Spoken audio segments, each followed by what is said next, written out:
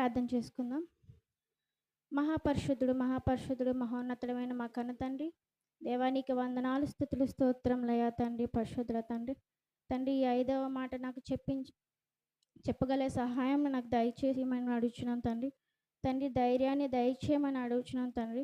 అలాగే తండ్రి మిగతా మాటలు కూడా చెప్పబోతున్న వారిని కూడా జ్ఞాపకం చేసుకోమని అడుగుచు ఈ చిన్ని ప్రార్థన మీ ప్రియకుమారుడు మా రక్షకుడైన యేసుక్రీస్తు వారి నామంలో అడిగి వేడుకొంచున్నాం తండ్రి. ఆమేన్. 5వ మాటగా నేను దప్పికొనుచున్నాను అని 5వ మాటగా నేను దప్పికొనుచున్నాను అని యేసుక్రీస్తుల వారు దప్పికొనుచున్నాను అని ప్రియులరా, యేసుక్రీస్తుల వారు దప్పికొనుచున్నానని అన్నాడా? యేసుక్రీస్తుల వారు దప్పికొనుచున్నాను అని ఆయన మాట్లాడారా? ఇంతకు ఆయన దప్పికొనుచున్నాను అంటే చాలా ఆశ్చర్యం వేస్తుంది. ఇంత గొప్పవాడు ఇలా మాట్లాడిన వారు చివరికి వచ్చేసరికి దప్పికొనుచున్నాను అని అంటున్నాడు ఏంటి అని ముందుగా ఒక వచనం చూసుకున్నట్లయితే యోహాను సువార్త 19:28.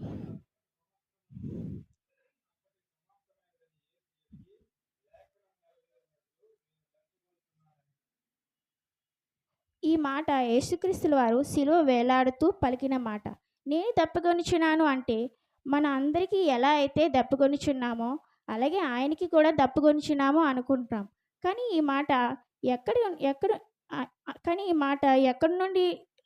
ఎక్కడి నుండి పలికారంటే రోడ్డు పక్క నుండో లేక చెట్టు క్రింద నుండో లేకపోతే ఇంట్లో నుండో పలికినట్టు మాట కాదు ప్రియులారా.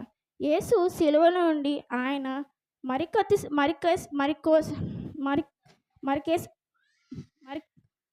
కాసేపట్లో మరికొన్ని క్షణాల్లో ఆయన ప్రాణం పోతుందని సిలువలో మరణించడానికి ముందు పలికినట్టు మాట నేను దప్పికొనుచున్నాను. అయితే యేసుక్రీస్తుల వారు సిలువలో వెళ్ళక ముందు ఏమి పలికారో చూద్దాం. యోహాను సువార్త 7:37-38.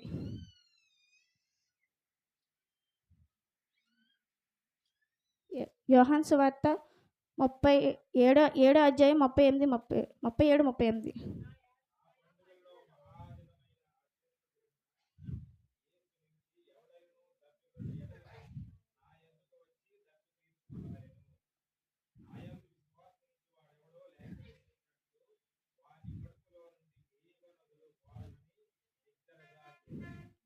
అంటే ఇక్కడ యేసుక్రీస్తు వారు ఎలా కనబడుచున్నారు అంటే ఒకరికి దప్పిక తీర్చేవారిలా కనబడుతున్నారు. దప్పిక తీర్చేవారే అంటే నేను దప్పికొనుచున్నాను అని అంటున్నాడు ఏంటి? ఇంకా అర్థం కావాలి అంటే ఈ దప్పిక అనే పదం ఎక్కడెక్కడ ఎలా ఉపయోగపడుతుందో చూద్దాం ప్రియులారా. కీర్తన గ్రంథం 42:1-2. కీర్తన గ్రంథం 42:1-2.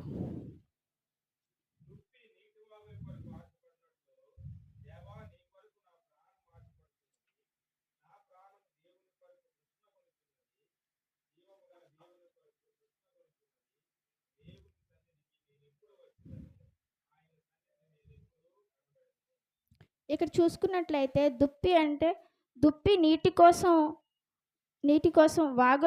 వాగులు నీటి కోసం ఎలా ఆశపడుచున్నదో దేవా నీ కోసం నా ప్రాణం ఆశపడుచున్నది, తృష్ణ గొనుచున్నది అంటే దప్పిక. అలాగే ఇంకో వచనం చూసుకున్నట్లయితే మత్తయి సువార్త 5:6. మత్తయి సువార్త 5:6.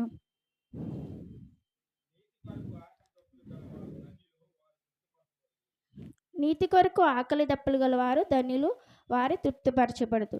నీతి కొరకు దప్పిక అంటే అనేటువంటివైన దప్పిక, ఆకలి ఇది తీరే దప్పిక. ఇకపోతే మరొక వచనం చూసుకున్నట్లయితే మత్తయి సువార్త 6:33. మత్తయి సువార్త 6:33.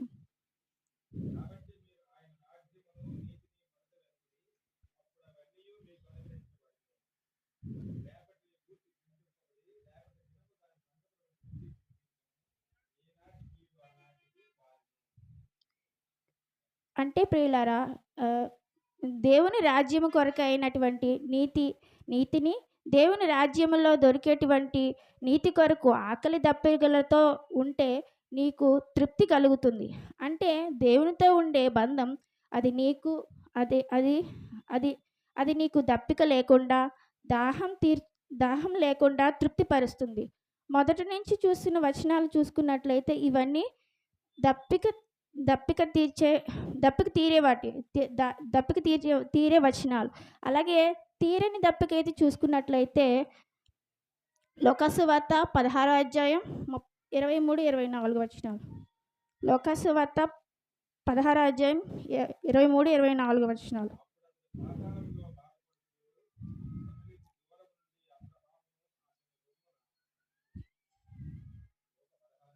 16, 23, 24.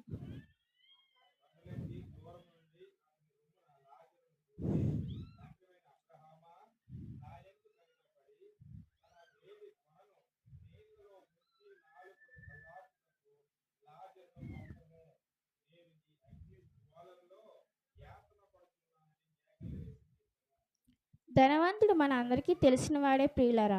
ధనవంతుడు ఇప్పటికీ దప్పుకొనిచున్నాడు. ఇప్పటికీ 1000 కోట్ల సంవత్సరాలు దాహం తీరే అవకాశం వాడికి లేదు ప్రియులారా.